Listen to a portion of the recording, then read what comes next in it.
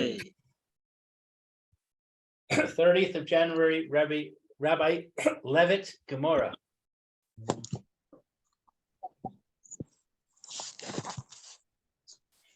Okay, good morning, Phil. Good morning. You have an echo again. An echo. Yep. Okay. Let's see. We'll go to the. Is that better now? Yes. Okay. Jim. Okay. I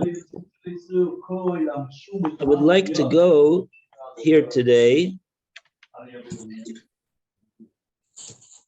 I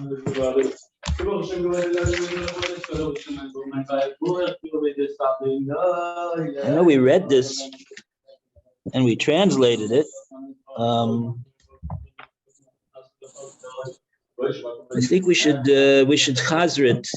The point in the Gemora about it's from the two dots on 104b, where it says Nosan lo yasakeren.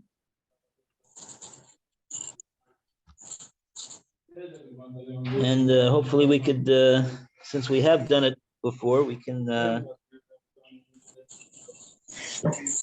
I went over it myself again, and so I think we'll be able to go through it a little more smoothly today. So, 104, B2, left-hand column, second paragraph. The Mishnah stated.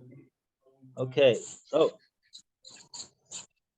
Roy, would you like to start? Right. Nothing law is Karen, etc. If the robber paid the victim the principal, etc., but didn't pay him the fifth, he need not pursue him.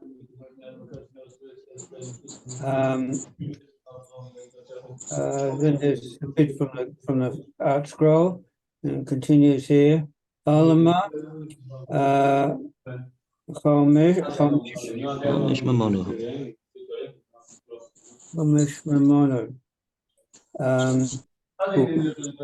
Thus we see that the 1/5 surcharge is a monetary obligation from the robber towards his victim. The aim is Mishalema Le Yerushalayim. Importantly, There's a background there. Rabbi, unfortunately, the background noise is so loud, I can't really hear what Roy's saying. Yeah, I know. See, the thing is, it's a basic Knesset, and this person, I guess he didn't daven yet. He's making up for it. He didn't daven on time with the extra noise. Okay, so I'm going to have to go to a different place now. But You can mute and only talk when you have to and see what happens, but you have to just mute. Okay, we'll try that. Okay. all right, and thus we see that the 1/5 surcharge is a monetary obligation from the robber towards his victim. And accordingly, if he dies, his heirs must pay it. So, will I continue?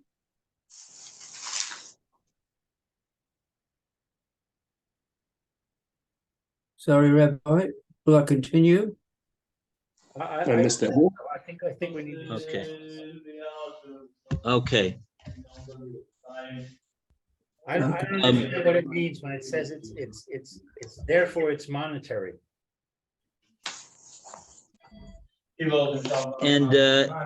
And he's going to be required. We see over here from the Mishnah that who's going to pay this over here? Is we're talking about the Goslin himself. No, we're talking about if in the event that the Goslin died, so then the Yorshim will pay it because it's a monetary chov. It's not an atonement payment. Okay, so here we see that he's going to pay the chumash. That the Yorshim are going to pay the chumash. The Gemora later on is going to bring a brisa that says that the Yorshim are not going to pay the chumash. So that's the noteworthy thing that comes out from this, from the way the Gemora is understanding the Mishnah. Now the Gemara is going to bring another brisa, which is going to also show that that the Yorshim do not pay the chumash of their father, the Gazlan, who was Nishbal Shek. Usanan Nami. And we also learned in our Mishnah, Nasein es Akeren, Vanishba al Chumash. If after swearing falsely and confessing, the robber paid the victim the principal, but did not pay the 1/5 surcharge, and when sued for payment, swore falsely to him concerning the fifth, claiming that he had paid it, and he confessed to this new sin as well. Hooray, Musif, Chomesh al Chomesh. He must add a surcharge of 1/5 for the fifth itself that he denied under oath. That's a Chomesh on the Chomesh. Alama Chomesha Memona. Thus, we see that the 1/5 surcharge is a monetary obligation from the robber towards his victim.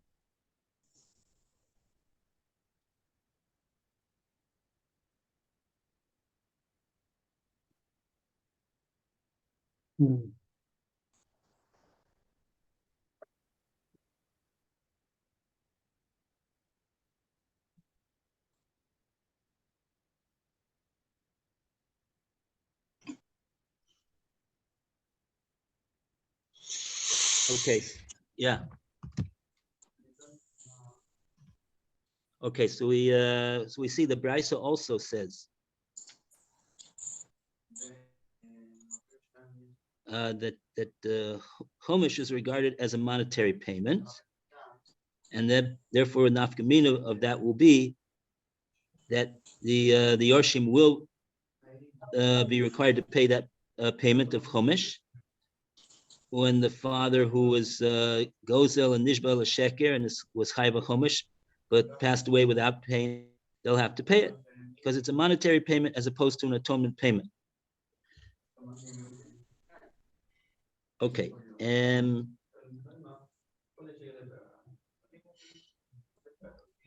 Now the Gemara is going to bring. Did we Taninam?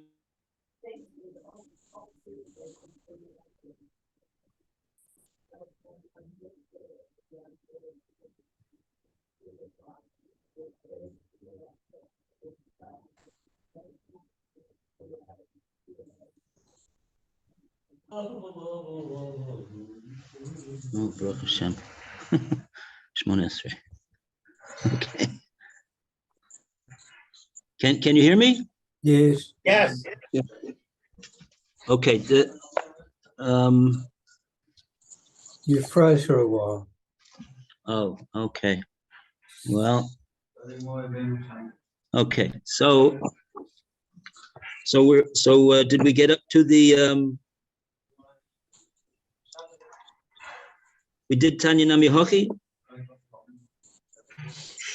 Gozel es Chaver Nishbalo Umeis. This friend was Nishbalo Sheker, then he was Mace. No, I know. I stopped just before then. Okay, let's read this one too. V'tanya nami haki havi.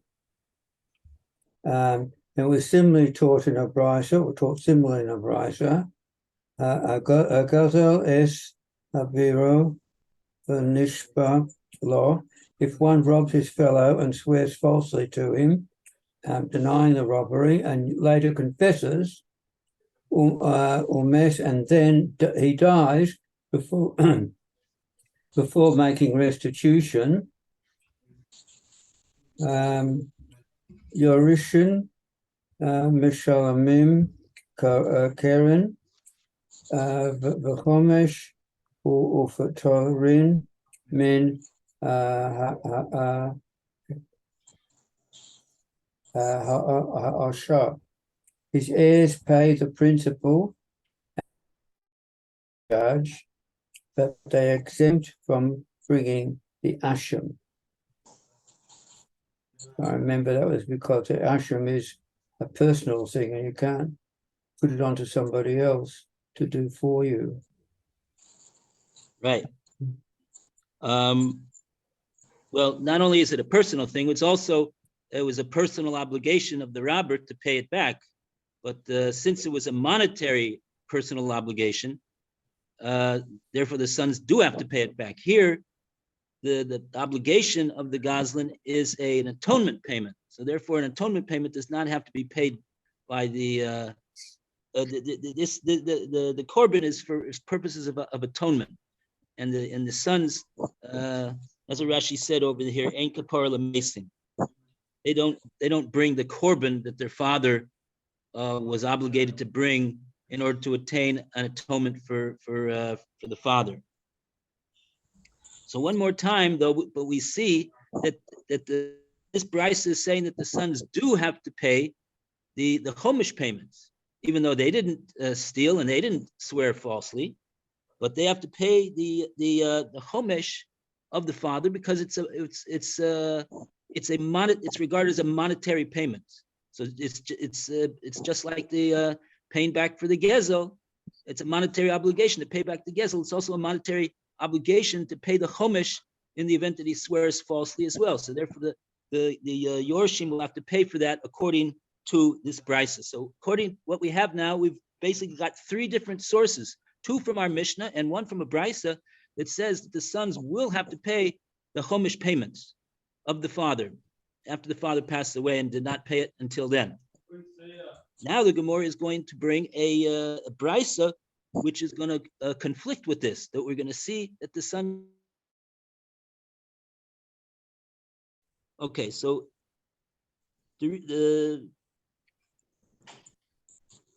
so let's just keep going in the Gemara. We've seen this Gemara so far, so we're not going to take up time reading the Rashis, but just to get the flow of the Gemara over here, let's take a look at this next part of the Gemara. V'yorshin b'nei shlomesh chumsha da'avuhon havu.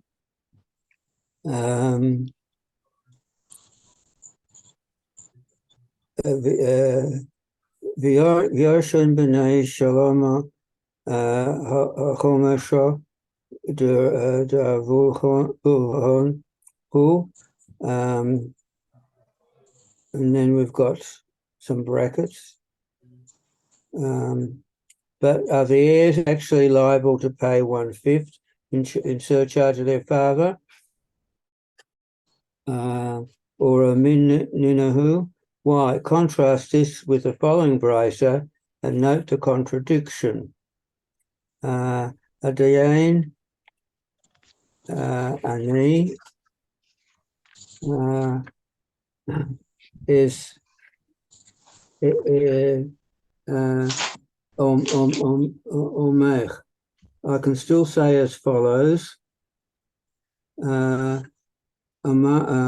Umasa say ana einal mashalem chomesh al gezer aviv. When does the son not pay the 1/5 surcharge for his father's robbery? Zaman shalo nishba lo hu v'lo aviv. It is only when neither he nor his father swore falsely in denial of the robbery. Hu v'lo aviv. Regarding the cases where he swore falsely and his father did not swear falsely. Aviv v'lo hu, or where his father swore falsely and he did not swear falsely.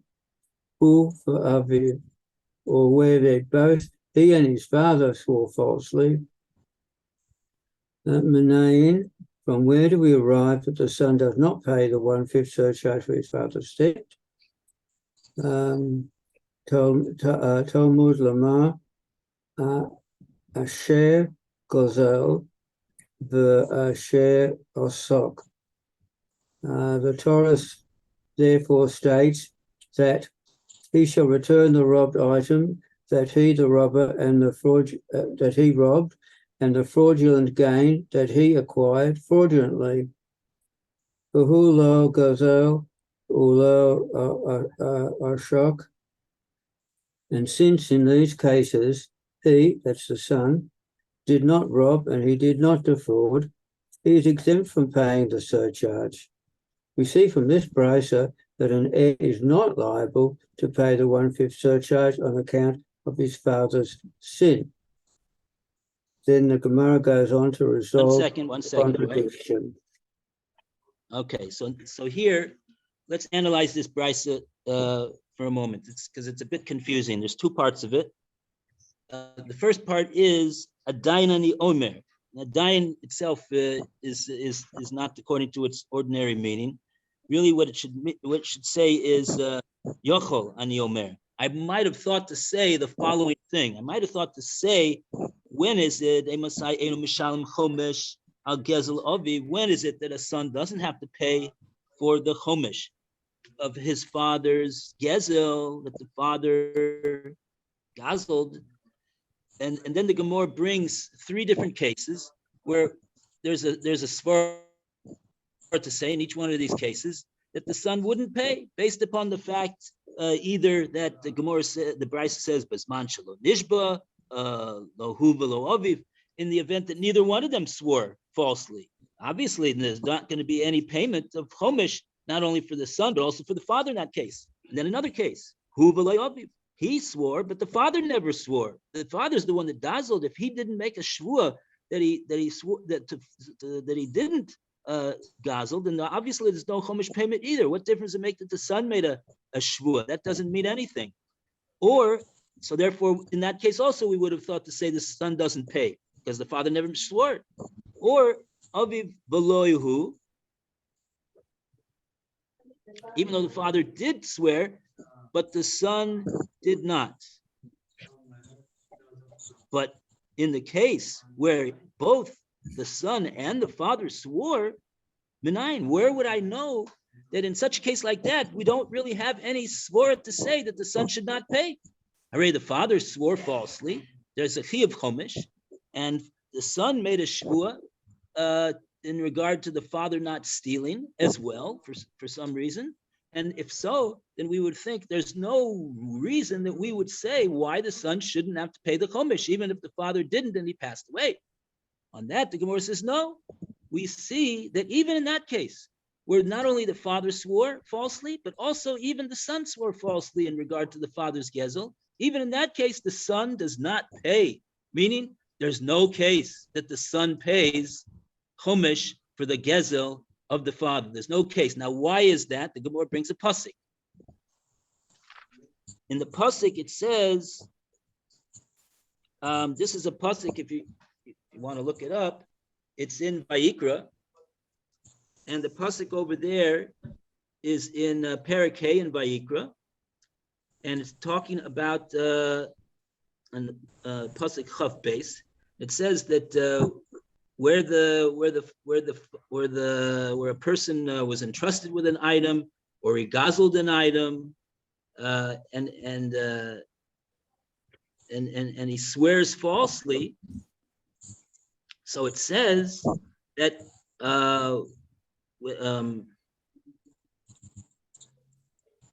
it says v'heshiv es hagezela asher gozal.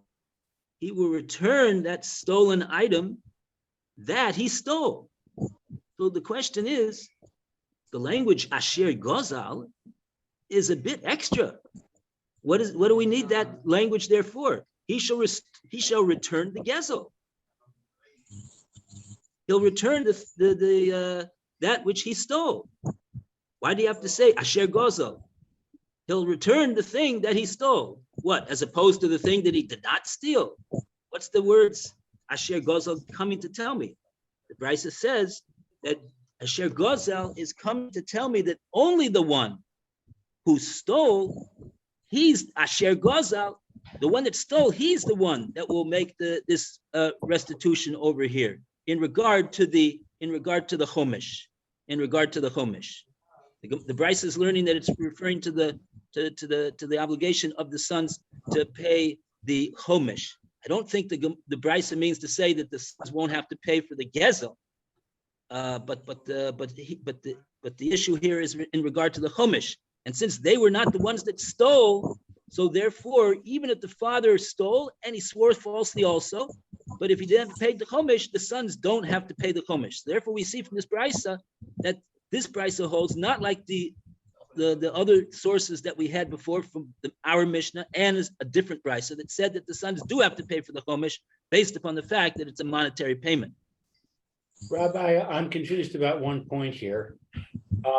That's good, only 1 point. I'm especially confused about one point. My footnote says that the case that we're talking about here is that the father died and the son now has possession of the stolen object. And so when the son swears falsely, what he's swearing falsely is that he's saying, I don't have it. Now the English says that it says in the pasuk, it says, he shall return the robbed item that he robbed and the fraudulent gain that he acquired fraudulently. So I don't understand why we're saying he didn't do the second thing. He acquired it fraudulently. He has the stolen object and he's not giving it back. Therefore, he did acquire it fraudulently. How did the son acquire this item? I presume that it was in the possessions of the father. When the father died and they went through his things, they found it. And then it was up to the son to go and confess that they have it, and he didn't. Right. So we're saying even though he swore falsely, even though the son swore falsely, just like the father did, since the item, since he did not guzzle the item is in his possession because it came to him by Yerusha. So that's not called that he acquired it through means of Gezel. Right, but he has socked it. Yeah, even though he swore falsely, but what this brisa is saying is, in order to be chayav for the Chumash, not only do you have to swear falsely, but you have to be the one who guzzled the item. Well, I'm questioning that because it says that he guzzled it. He says, or that he acquired it, he socked it. That's an and, it's not an or. And I think the key that you're getting here is think about the famous case of what we call the Arbor of the Chamesh situation. If somebody stole this and then Schechter or sold it, we had to pay 4 or 5. You don't get to the second level unless the first level was completed. So since the first level he's not held responsible because he didn't do the robbery, he can't be responsible for what would happen after the robbery, the second part, which is the gain from it. So he's like, that's why he's not really responsible for the Chumash. If your explanation is true, then why does it have to say that he acquired it fraudulently? It shouldn't say anything about that. It should just say that he robbed. No,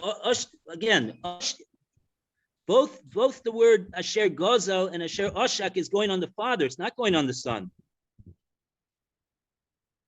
When he will have to return. When he was the one, he will have to return the Chumash when he's the one who guzzled it, and he's the one who kept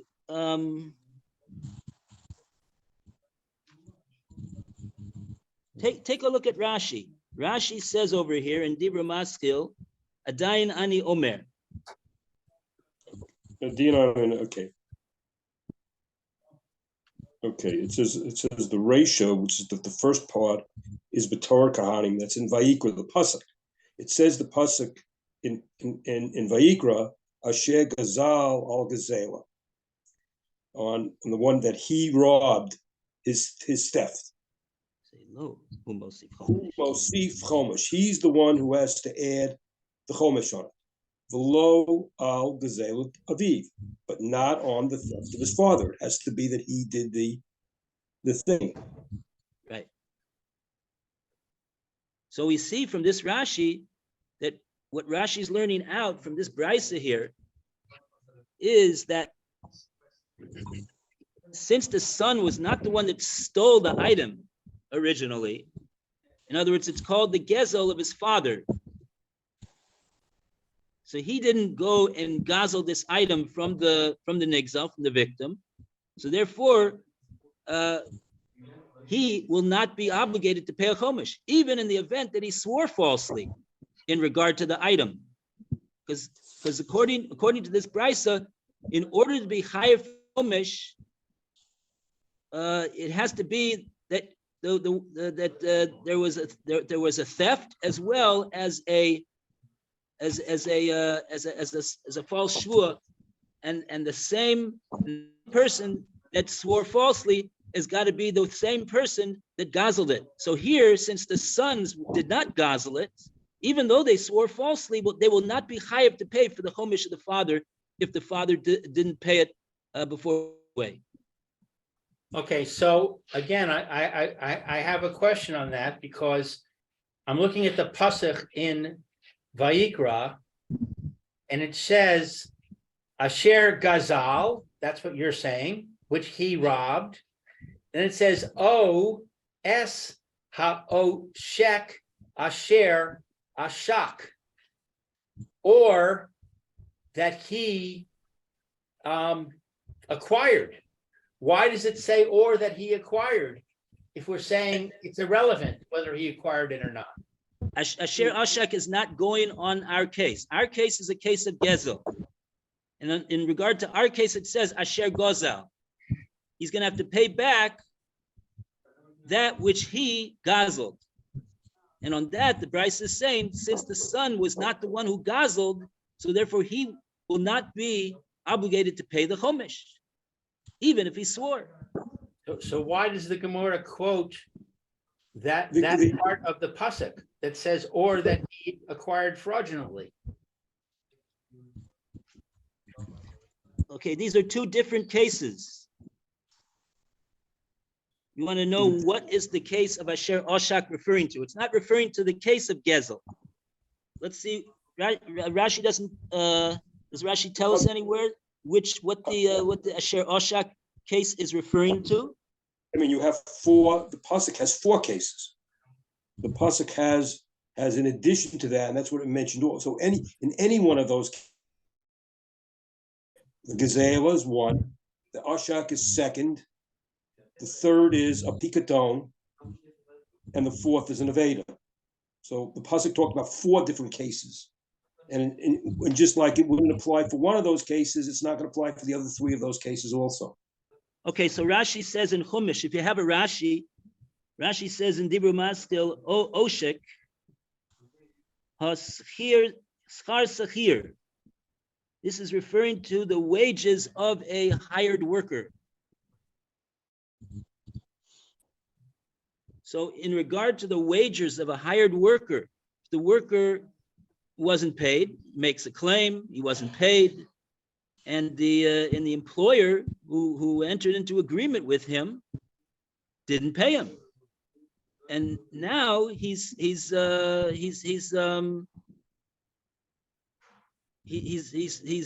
refusing to pay him, and then he swears falsely on that regard. So in that case, let's say that the employer swore falsely. So now he would be required to pay Karen as well as Chumash for swearing falsely to withholding these wages.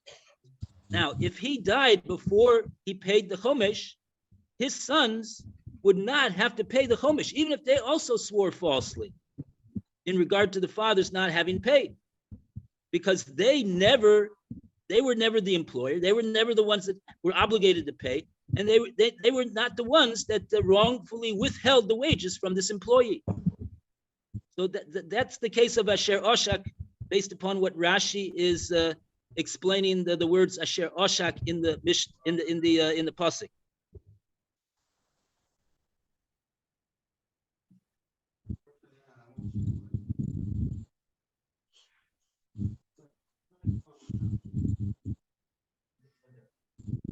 In other words, the brisa is just including another case which is not relevant to the topic. Exactly. And that's why Rashi didn't make any mention of Asher Oshak either. It's not relevant. It's not the case that we're focusing on. We're focused on in the case of Gezel and Chumash after swearing falsely about the Gezel. Aren't brises usually very terse and to the point, rather than including something that's irrelevant? Well, I mean, it's to include that case is not irrelevant at all, because as Phil pointed out, there's a number of cases in the pasuk which this din of obligating to pay chomesh after swearing falsely and admitting to the swearing falsely will apply. In other words, if you take a look in this pasuk has a number of cases. Right. And that makes me wonder also, because why does it mention two of them? Why doesn't it mention all four of them? Oh, that you can ask. But that's an appropriate question. Why did it mention these two? Don't know. But one thing we could say is that for our purposes, we're talking about the case of Gezel over here. That was the subject of our Mishnah, and so therefore we're focusing on the case of swearing falsely after a gezela. But, Okay. but the common denominator, it would be the same, just like in the case that we are talking about, that the sons were not the ones that did the gzela. Also, the sons would not be liable to pay the chomesh, because they were not the ones who were oshak, who wrongfully withheld wages from a hired worker who they hired to pay and enter into agreement with him to pay. They were not the ones that did that. The father did it. So the same principle will apply in that case. It's just that our case is not talking about that. We're talking about the case of Gezel.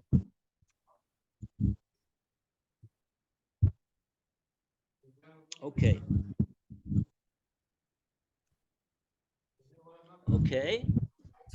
So now we've got a contradiction. We have sources that say that the sons are obligated to pay for the chomesh, and now we just got a source that says that we even have a pasuk that the Bryce is darshaning the pasuk Asher Gozal, based upon the fact this extra language that it says Asher Gozal. Obviously, he returns the thing that he stole. He's not going to return the thing that he didn't steal. He doesn't need to do that. So what's Asher Gozal telling me? So that's what the Bryce is saying. It's telling me only the one who actually did the gezel, he's going to be the one to have to pay the chomesh, and no one else. Not even the sons who inherited the gezel. They will have to return the gezel, because the gezel doesn't belong to them. They'll have to return that. That was what the father stole.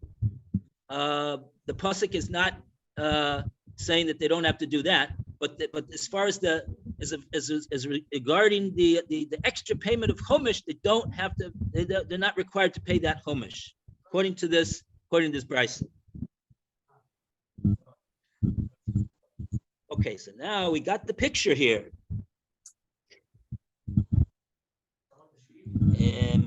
Now we're ready for the answer of Reb Nachman. Omer Reb Nachman. Alan, would you like to read for us?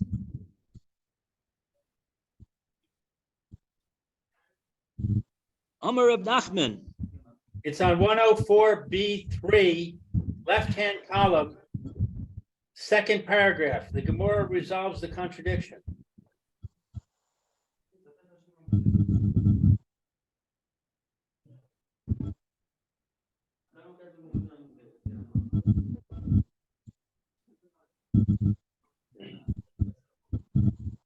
The paragraph, Alan, is halfway down the left-hand column, 104B3.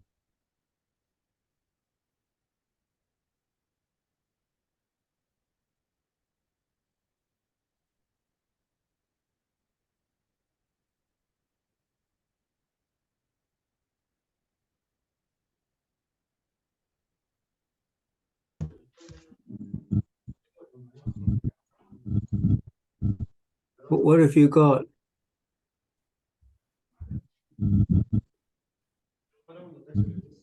Are you talking? We can't hear you.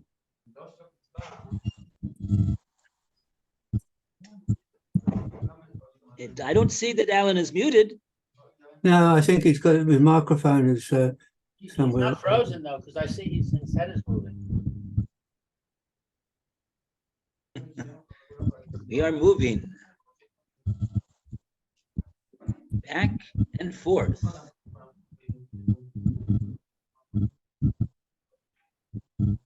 Are you, no, we can't hear you, Alan. Talk right into the microphone.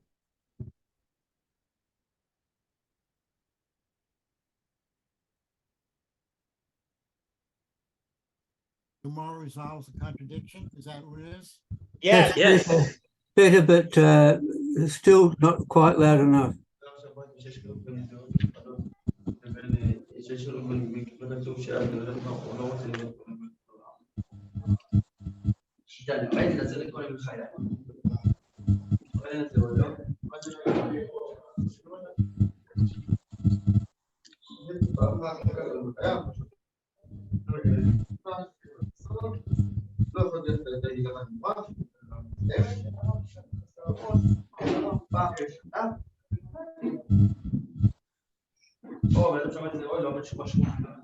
Can anybody hear? No. Gemora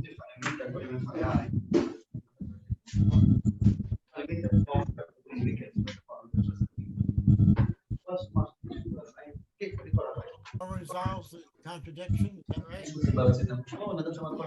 Alan, I can hear you now, but you're very, very soft. You need to move closer to the computer, please.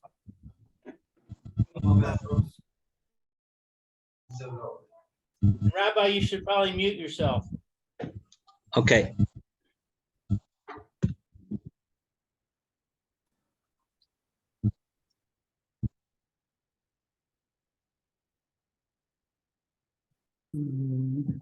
Alan, I can't hear you. Maybe Lou, can you perhaps go on?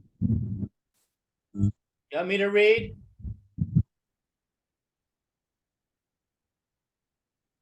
All right, I'll read. The Gemara resolves the contradiction. Amar Rav Nachman. Rav Nachman said, Lo kasha, there's no difficulty. Kan shehoda. Here in our Mishnah and the first brisa, we're dealing with a case where the robber confessed while he was yet alive. Since he became liable to the surcharge through his confession, his heirs must pay it out of his estate. Kan shalo hoda. Here, in the second brisa, we are dealing with a case where he did not confess. Since he never became liable to the surcharge, his heirs are not required to pay it.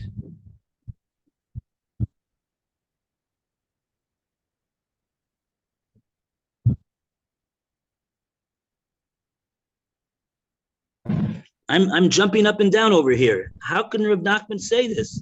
The Brisa said very clearly, the last case, Hu ve'aviv menayin. In the case where both he as well as the father swore, menayin, where do we know that even in that case, the son is not required to pay? And the Gemora brings, the Brisa brings Talmud Lomar, Asher Gozal. Who below Gozal, who below Ashat. He's limiting it to a specific case. He's talking about that. That's the whole point. It's a question: when did it actually take place? You know, if the confession took place, you know, that point, then the debt goes on. But if the confession did not, you know, if the confession did not go on, then therefore there was no point of the heir of it at all. That's what this is trying. Oh, I think what we have to say, Phil, is that Rav Nachman is saying that the words of the Brisa are lav dafka. I think Rashi. If we take a look at Rashi, how does Rashi explain over here? Dibra maskel kan shahoda.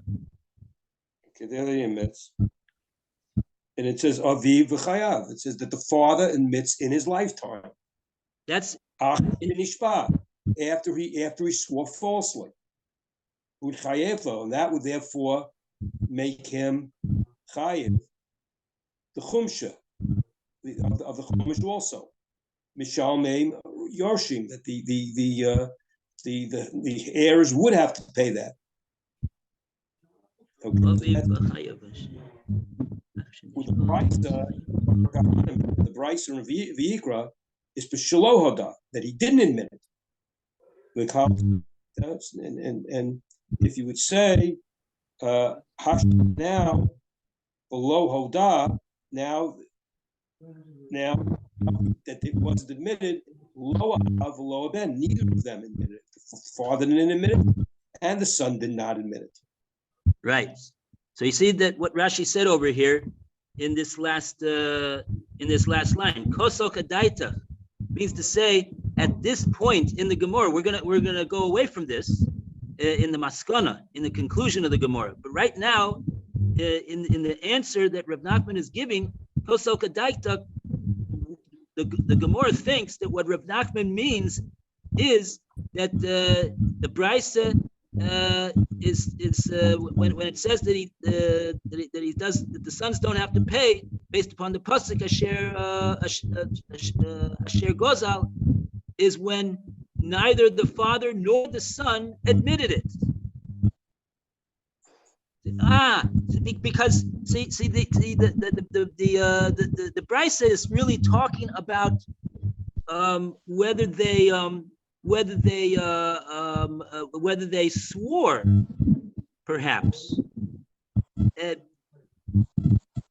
right? When the Brisa is talking about that certainly the father stole. That's the only one that stole over here.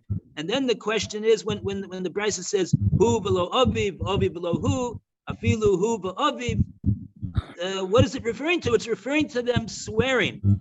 And so, but Rav Nachman is saying, nevertheless, but has to be a hodah after the false swearing. See, if there's no hodah, that there was a false oath, there's no obligation to pay chomesh. The whole obligation to pay chomesh is not because he swore falsely, but because he swore falsely and then he thereafter admitted that he swore falsely.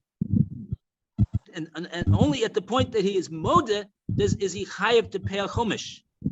So Rav Nachman's answer is that even though it does say in the Brisa that even where he and the father swore falsely, but if they didn't make a hodah, they did not make an admission that they did so. So then there will be a exemption of the sons to pay the chomesh.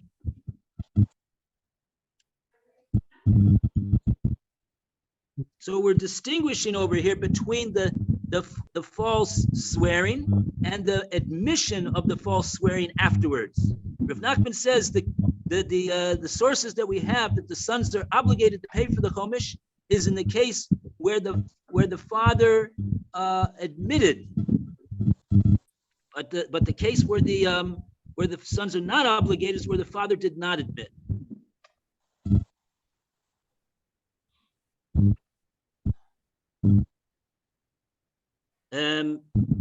Okay, let's now the Gemara is gonna go with that. Okay,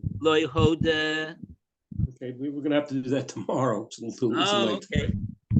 I don't have the time over here in front of me. Okay, Ez Hashem. Okay, Baruch Hashem. We survived all of the issues that we had today. We got some learning done. Baruch Hashem. Okay. Thank you. Thank you, Rabbi. Rabbi Levitt. Thank All the you. best. Thank you. See you, Have a Phil. great day. See you, Lou. See you, Bye, Phil. Ellen. Okay. Bye, Alan. Okay. Bye. Bye, Roy. Bye, Lou. Bye. All the best.